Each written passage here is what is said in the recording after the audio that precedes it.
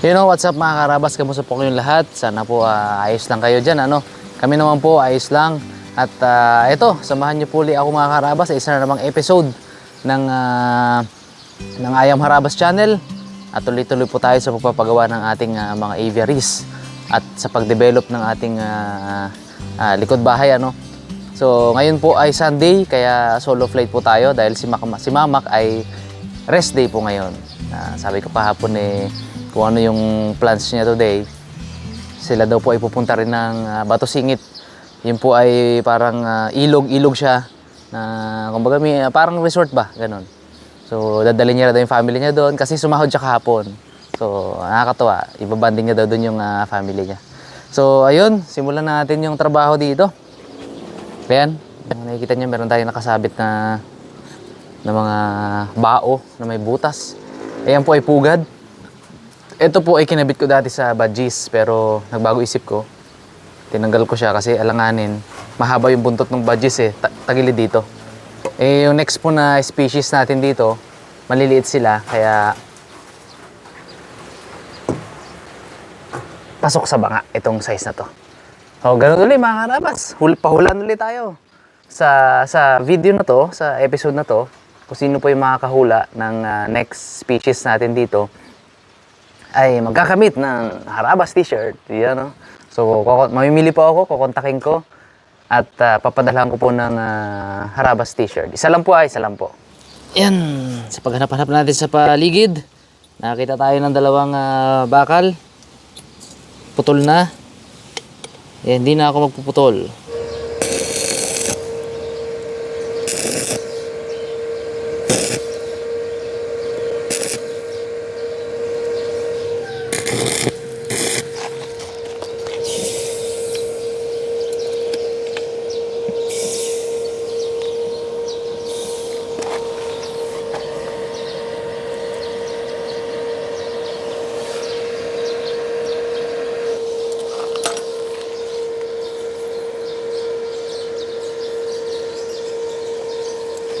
Goods ako dito. Isa.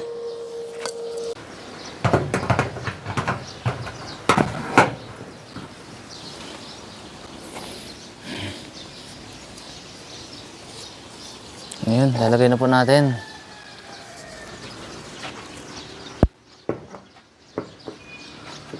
Yan o.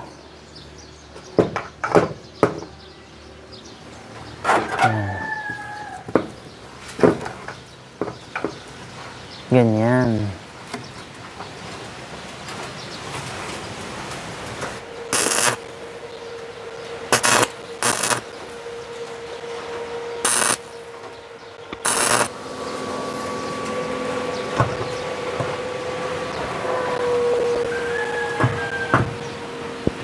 Ito ilagay.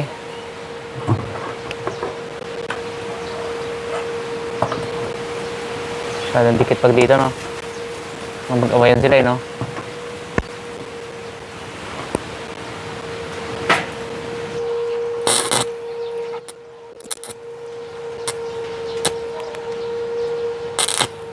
Uy!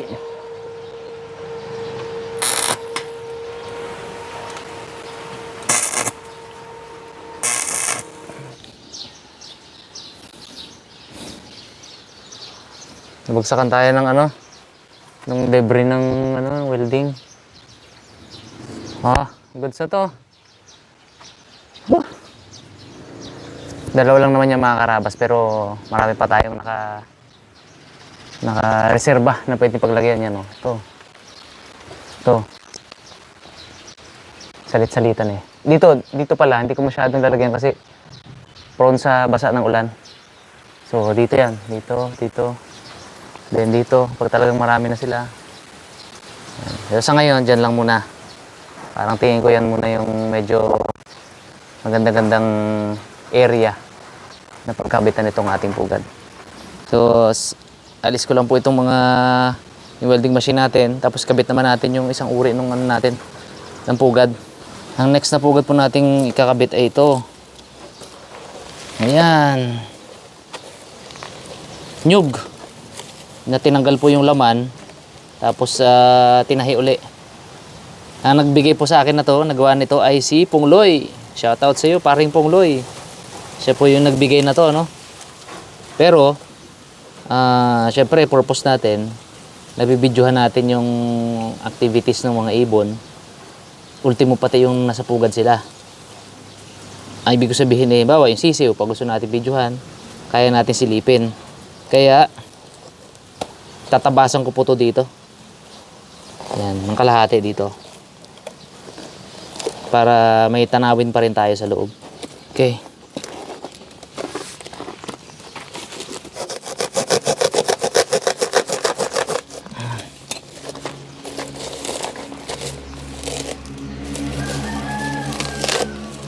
Ano?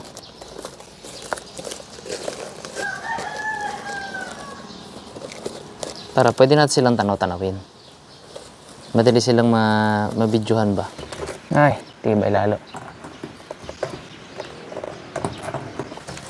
Okay. So yung pugad naman sa kabila, mga karabas, yung gawin natin. Sunog yung kamay ko kanina sa welding, oh. Yung ano, yung gloves. Sunog eh. Bagsakan ako ng ano. Kaya pala si Mamak, panay ang aray dyan minsan. Aray! Aray! Si Mamak na, panay ang sigaw eh. Kasi dadali siya ng welding. So eto. Tingin ko parang iba naman. Sa mga sulok-sulok natin ilagay, no? Problema lang. Lagi nilang ipot-iputan pag nandito sila dumapo. Kaya dito talaga yan. Sa mga sulok. Kailangan planuhin din natin kung saan natin ilagay. Itong mga to, okay lang na hindi na gayatan yan. Nag-iisip po tayo kung paano natin itatali itong mga to, no? So nakakita tayo ng mga tira nating ano dyan. Patong.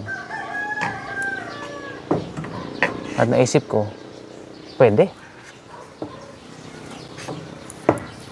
Tali natin siya dyan.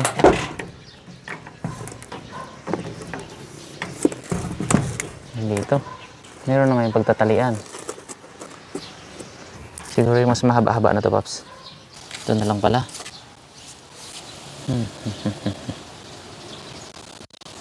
Pwede isagad na natin doon. Hanggang doon sa dulo, pwede natin lagyan ng pugad.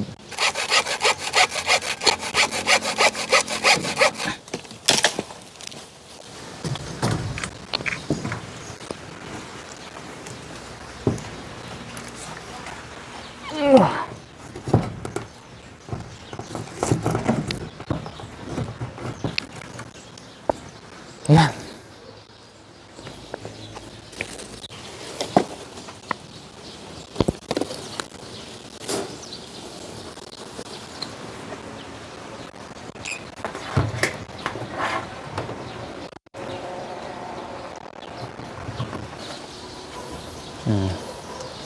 Yung sasabitan na ng ating mga pugad, ano?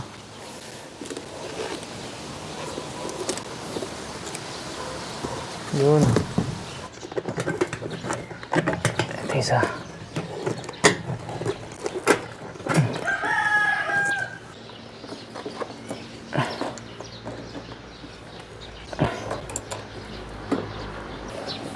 Oh, ayan.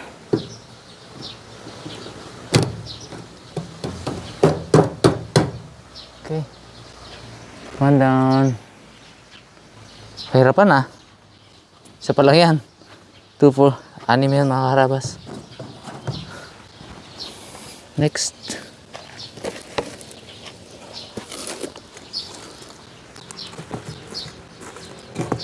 Lagyan natin ng konting space.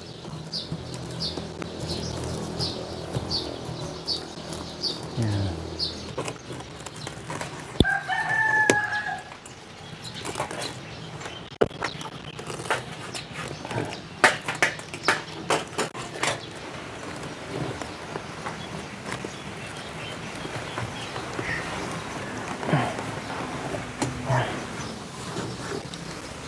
Ayan.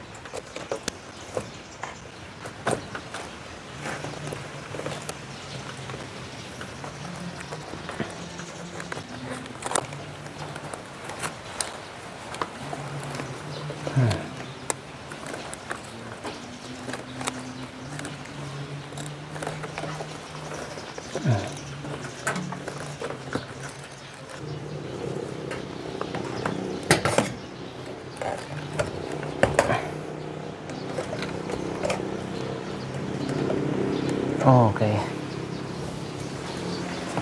Tatlo. Solid ah. Pinaka-solid ng pangatlo ah. Bakit ang dalawa lang? Oh. Walang kapalag-palag.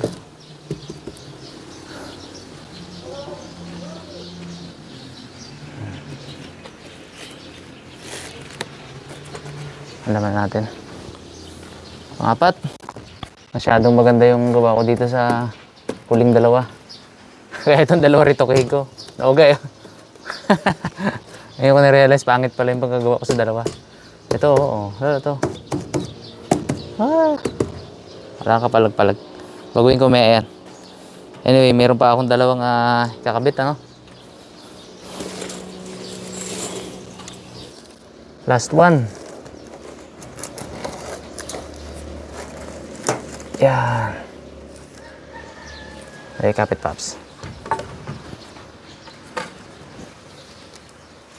Natutunan namin ni Kendall kung paano yung magandang way. Pinakamagandang way ikabit. Mani-mani paps, no? Kanina medyo struggle eh. Kung paano namin kakabit ba?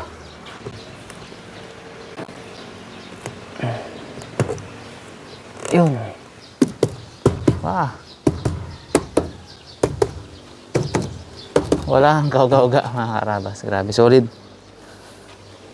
Okay na ako. Solid na yan. Yun, no? Kanina po, habang nag-vlog kami nila may Sarabas dun sa Devil's Mountain. Ayan. Sinamantala ko na yung pagkakataon. Naghakot po kami ng mga bato.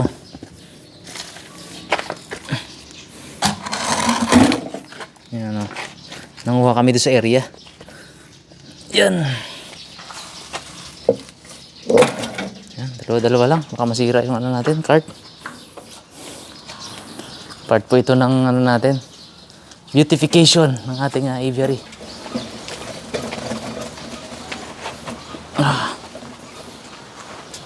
Yan. Dito lang muna itong mga bato. At mamaya natin i-arrange. 3 aviary po yung paglalagyan natin. Yan. Dalawa-dalawa lang.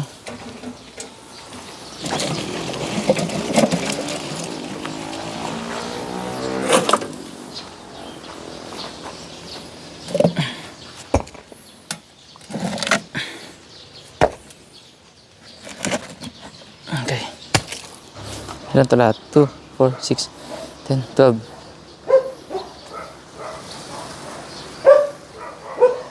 Ito, lagyan natin. Lagyan din natin yung kabila. Yung kabila kahit di na yun eh. Bigat ah. Tik na ako doon na ipit ah. Nabulas. Itong dalawang halaman na to. Itong dalawang maliit. Plano kong palitan yan. Medyo hindi sila bagay dito. Papalit ko yun oh.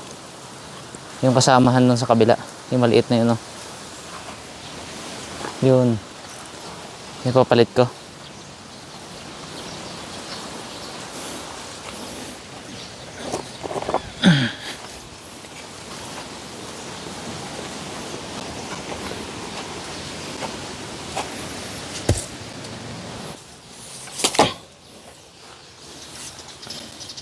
Yan. Sulok yung isa.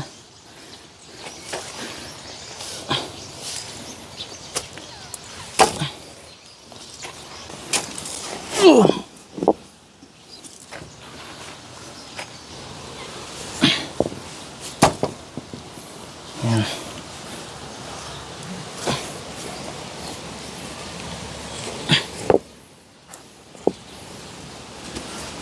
Yan.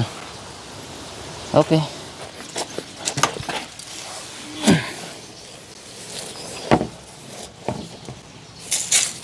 Yan.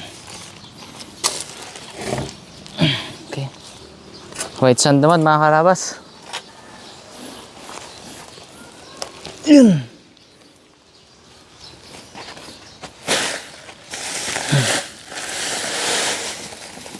Ano?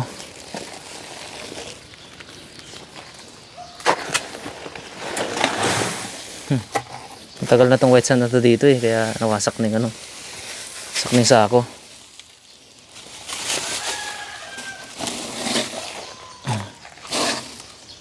Dahan-dahan, warak na yung sako.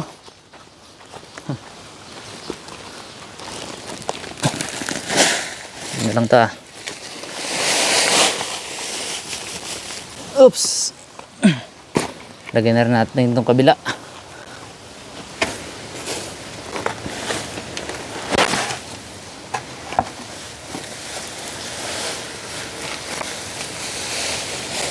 Ayun.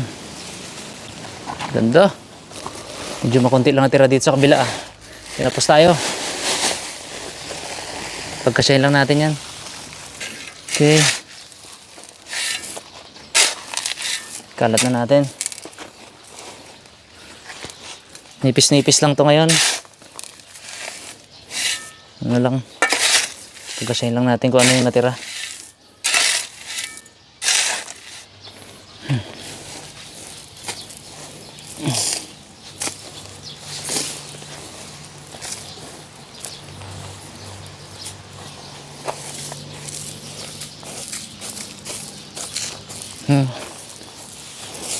Masabi lang na puti yung ibabaw niya pero sobrang nipis.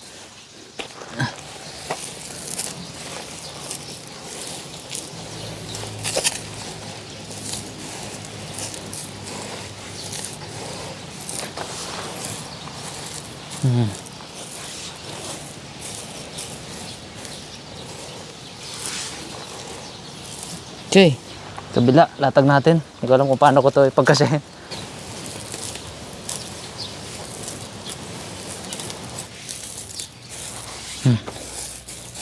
Yan.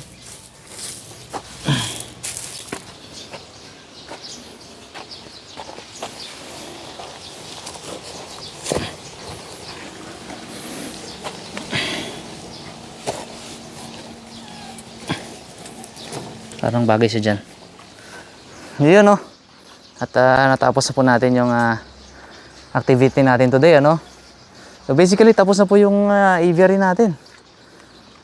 Yun no. Montage natin itong isa.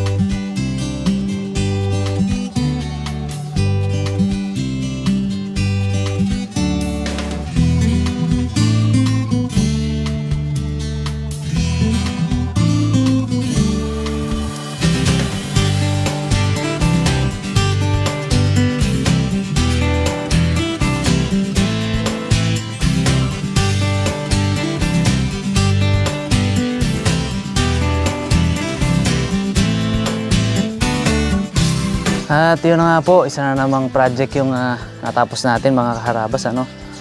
At sana po nag-enjoy kayo dahil ako kahit pagod, sobrang nag-enjoy po ako sa pagtatrabaho dito, sa pag-build po ng mga aviaries natin at pag-develop po ng area natin dito sa likod, ano. So sana po abangan ninyo ang mga susunod pa natin gagawin. Abangan nyo po kung ano yung mga species na nilalagay natin dito. At abangan nyo pa yung, development itong likod bahay natin. Thank you so much po mga kaharap sa panonood at ingat po kayong lahat. God bless po.